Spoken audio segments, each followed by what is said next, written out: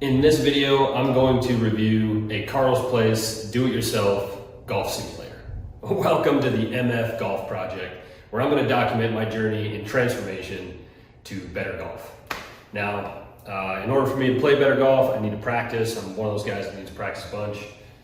And I decided to use this open space. I'm in my garage right now to build a do-it-yourself golf simulator. Now, I had researched a bunch of options. I watched a lot of YouTube videos. A lot of those videos kind of helped me out in terms of navigating the indoor golf simulation and building enclosures and all that stuff, projectors, what type of launch monitor that you're gonna choose, how much space you need. So there's a lot of questions that I had. I did a lot of research on my own. So I figured, why not kind of get this video going, just to maybe help out, someone else out there that's potentially looking to get a golf simulator. Now I chose Carl's Place, and as you can see, this is the setup. So let's get into the Carl's Place DIY golf simulator review. All right, let's start with the flooring, because really this is the only thing that I didn't purchase off of Carl's Place.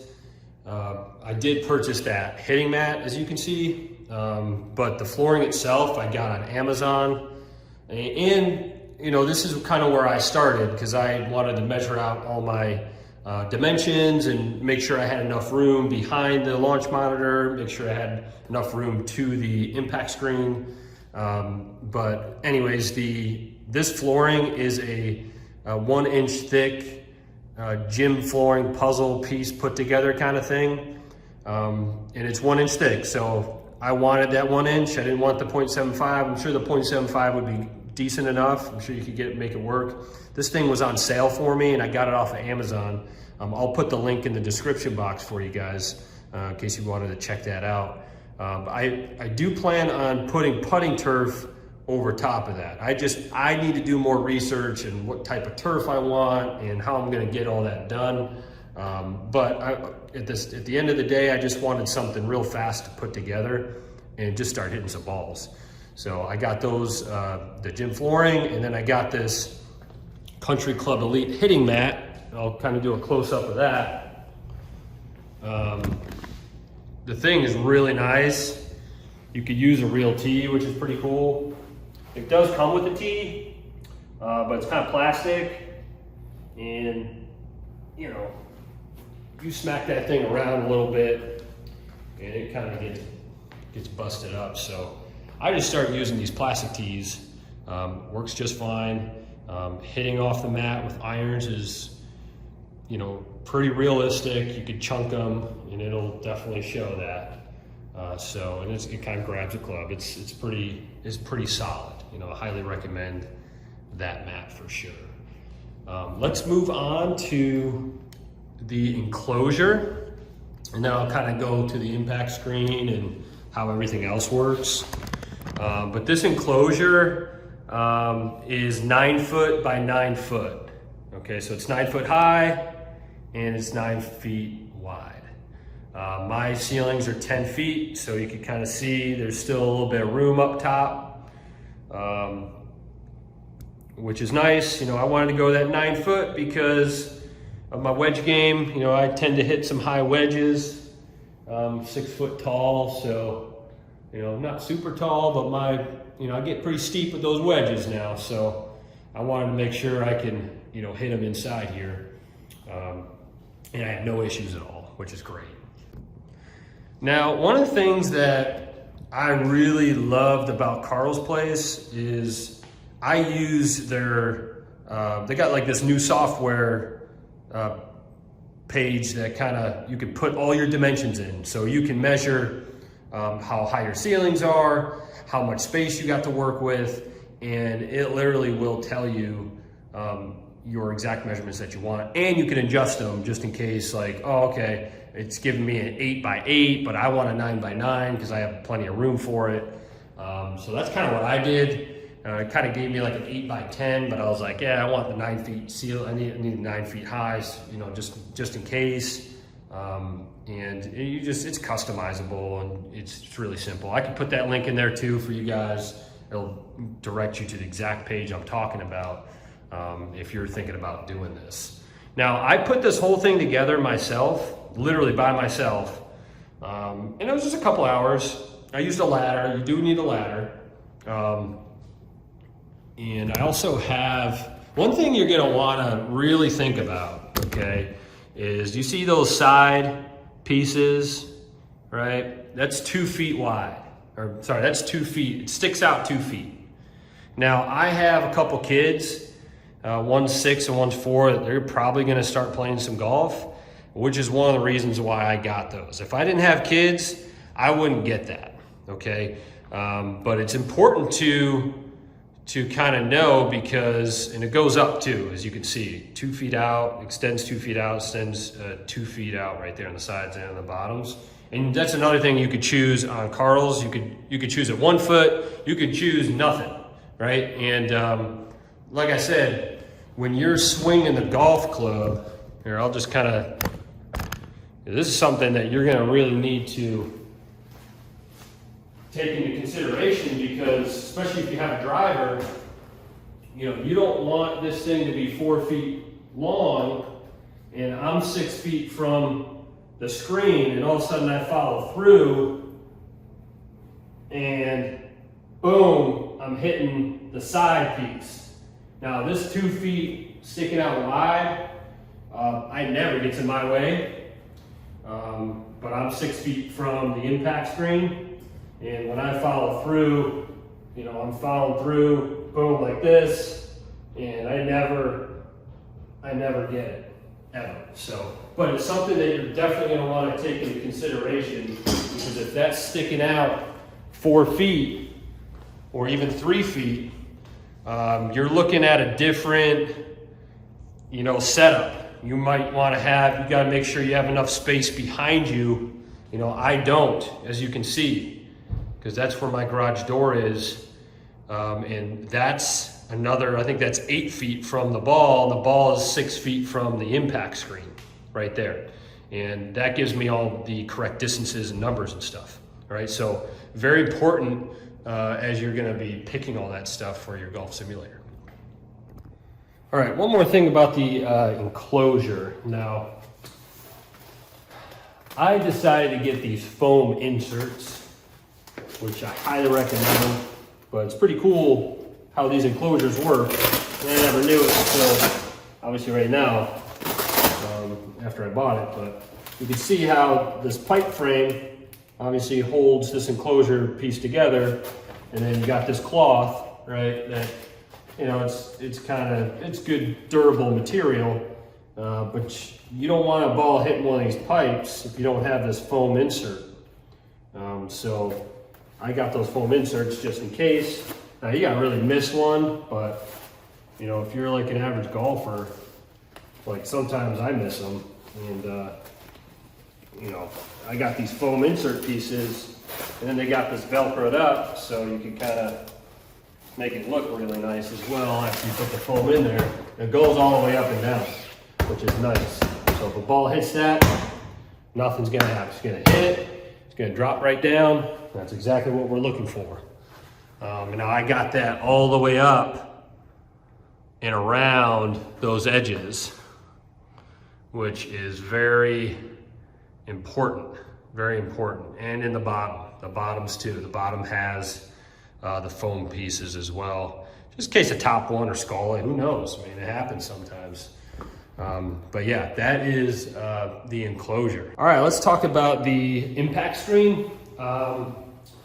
Now, I went with the premium version, and you can't really tell any ball marks, but the reason why I went with the premium is because, number one, I'm going to be practicing a lot, and you're going to be hitting a lot of golf balls in this room.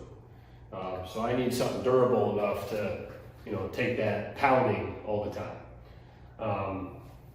Another reason why is some of my ball speeds are pretty high, and if you're not going premium screen, you're gonna have some issues with the impact screen. So it all depends on how hard you're hitting the ball and really how many times you're going to be using it. You know, if you're not going to be using your simulator all that often, just once in a while, then maybe you don't need the premium. You know, but if you plan on getting in there and getting that work done, you know, quite a bit, like every day, like me, like I'm training every day, so it's, you know, I highly recommend you get that premium. It's been great. You know, I'll hit a ball, make a little dent. It'll make a dent right here, and then the next one, make a dent here, that dent goes away. You could easily watch movies on here. You could kind of straighten this thing out if you need to, no big deal, and you don't get the wave. But yeah, this is pretty solid. It's a really nice impact screen.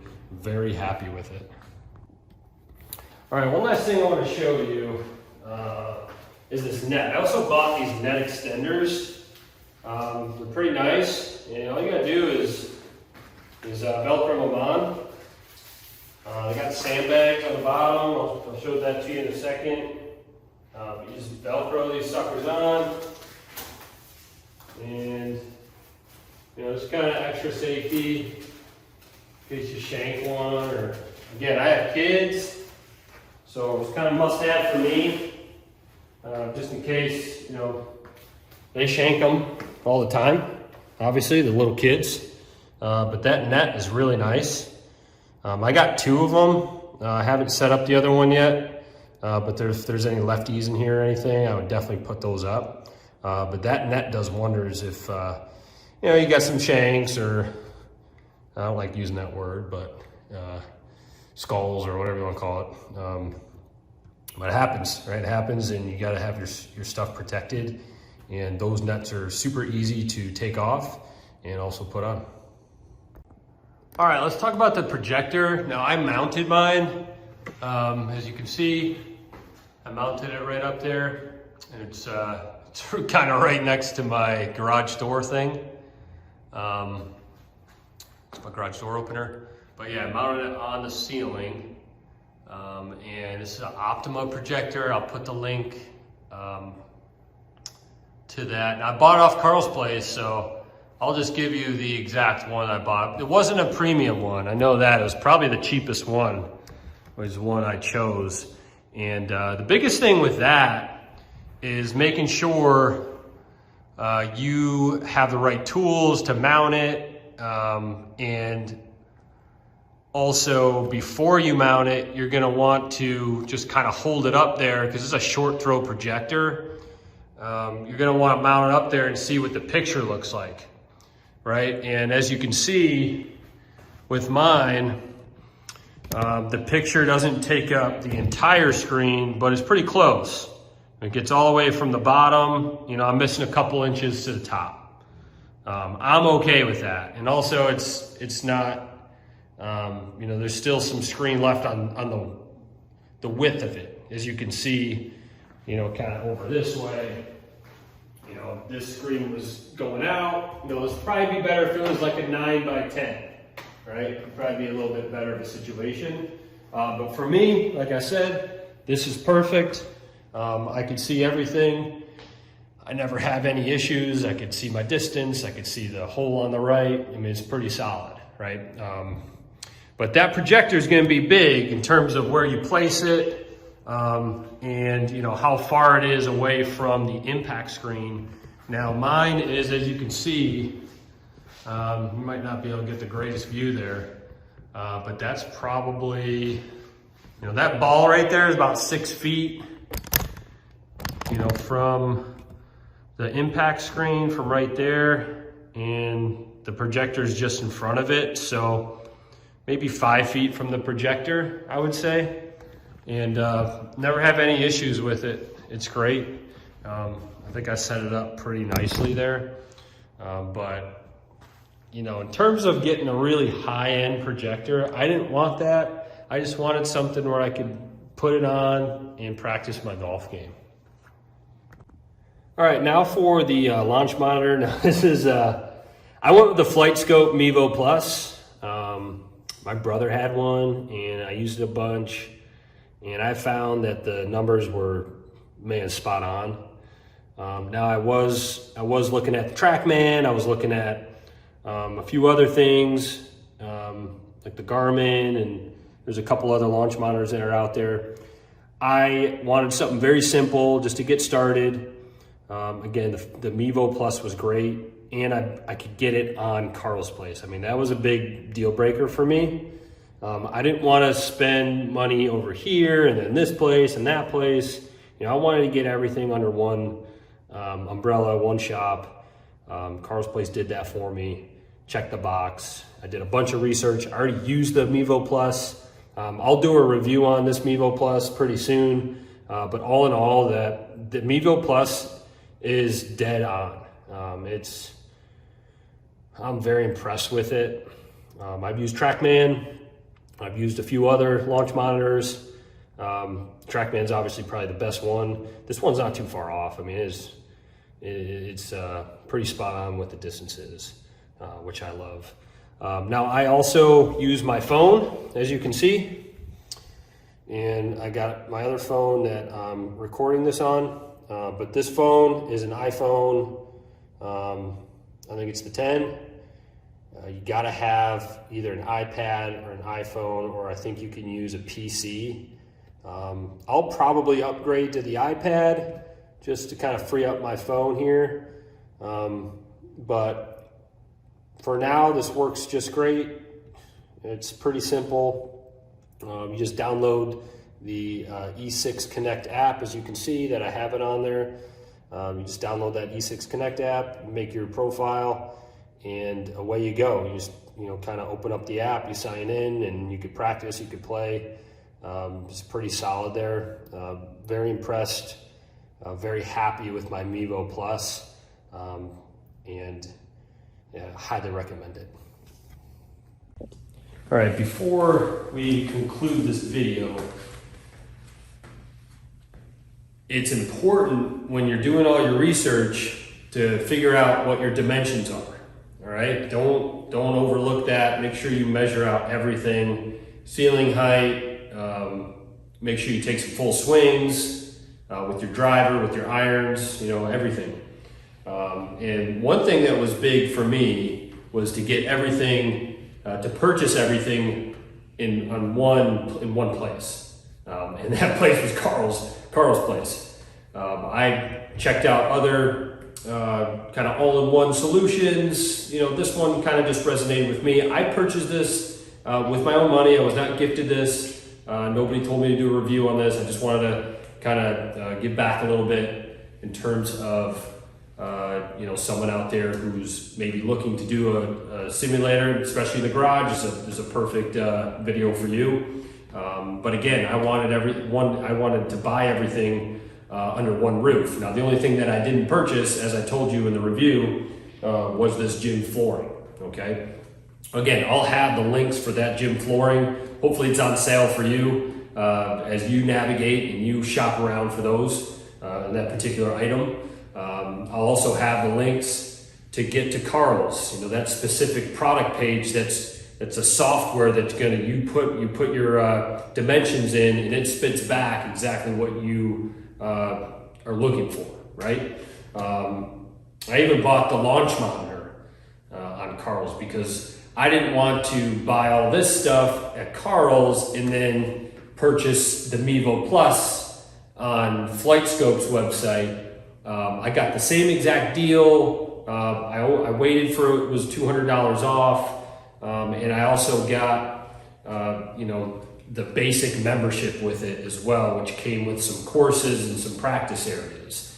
For me, that's good. I'm looking to get my numbers right and to get my swing ready to go, and when I start playing in tournaments and other competitive games. So again, that's going to conclude Carl's DIY do-it-yourself golf simulator review. Appreciate you watching the MF Golf Project. You can figure out what the MF is. I can't say it, or else I'll get censored on YouTube. Don't want that to happen just yet. More videos like this coming, golf club reviews, simulator reviews, so much more, talking swings, full swings, short game, you name it, golf is here, and this is the project is my journey, my transformation to better golf.